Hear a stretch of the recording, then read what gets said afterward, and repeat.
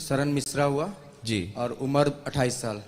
अच्छा गुरु जी, मेरा प्रश्न है, आजकल हमारे स्पेशली बिहार में बहुत धर्मांतरण हो रहा है। हमारे जो सेवा बस्ती के लोग हैं, स्पेशली उन लोगों को टारगेट करके उनका धर्म परिवर्तित किया जा रहा है, कुछ पैसे का प्रलोभन देके, नौकरी का प्रलोभन देके। इसे कैसे रोका जाए?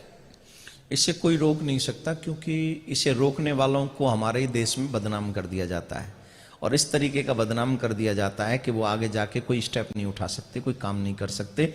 लोग उनके पास जाना तक छोड़ देते हैं। जो लोग ऐसा काम करते हैं उन्हें सरेआम मार दिया जाता है, लेकिन कोई आवाज नहीं उठाता है। और ये इस देश का दुर्भाग्य है कि इसी देश में रहकर हमारे ही लोगों को बदल दिया जाता है। उसके अगेंस्ट अगर कोई बात उठाए तो उसे मार देते हैं या बदनाम कर देते हैं। या आप देखते होंगे जिन जिन लोगों ने इसमें काम करने की कोशिश की है उसी को बदनाम किया गया है अथवा उन्हें मारकर गोविंदाय नमो नमः कर दिया गया है। लेकिन इसके बावजूद भी हम सोशल थोड़ा सा वर्क करें तो जो ऐसे लोग जो धर्म परिवर्तन करना चाहते हैं उनको मैं एक ही मैसेज दूंगा, जो अपने एक धर्म का नहीं हो सका वो किसी और धर्म का हो ही नहीं सकता, किसी का भी नहीं।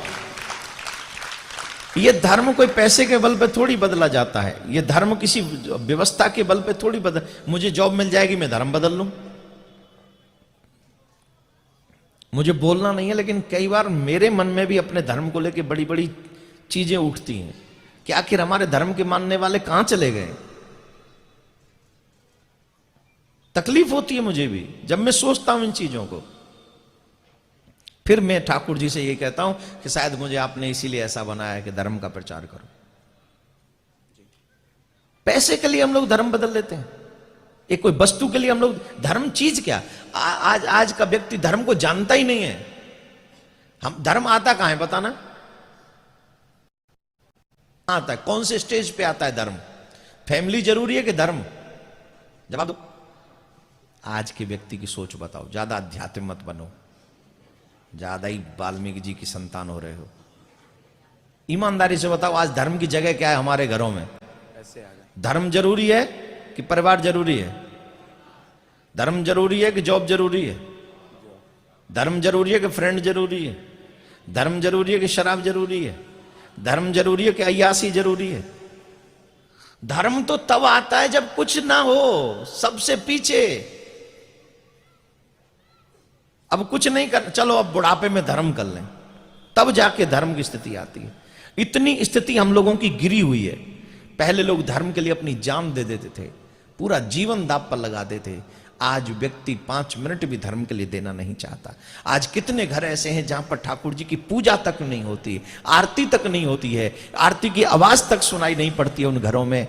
नित्य सुबह उठते ही इतने गंदे गंदे गाने सुनाई पड़ते हैं। उन घरों में बच्चे क्या करेंगे, क्या बनेंगे वो बच्चे? धर्म परिवर्तन तो हो ही गया, चोटी गई तो धर्म गया, तिलक गया तो धर्म गया। कोशिश किसने की? जो ज्यादा मॉडर्न बनने वाले लोग थे उन्होंने चोटी हटाई, तिलक हटाया, कलावा हटाया। इसको क्या कहा पता है? ये सब ढकोसलेबाजी है। तिलक लगाने से कोई भक्त नहीं होता, चोटी रखने से कोई, ये इस तरीके दूषित प्रचार किया गया।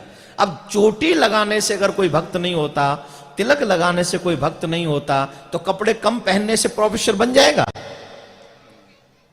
इस चीज को क्यों नहीं प्रचारित किया गया? हम कम कपड़े पहनेंगे तो प्रोफेसर बन जाएंगे, हम कम कपड़े पहनेंगे तो प्रधानमंत्री बन जाएंगे, हम कम कपड़े पहनेंगे तो राष्ट्रपति बन जाएंगे।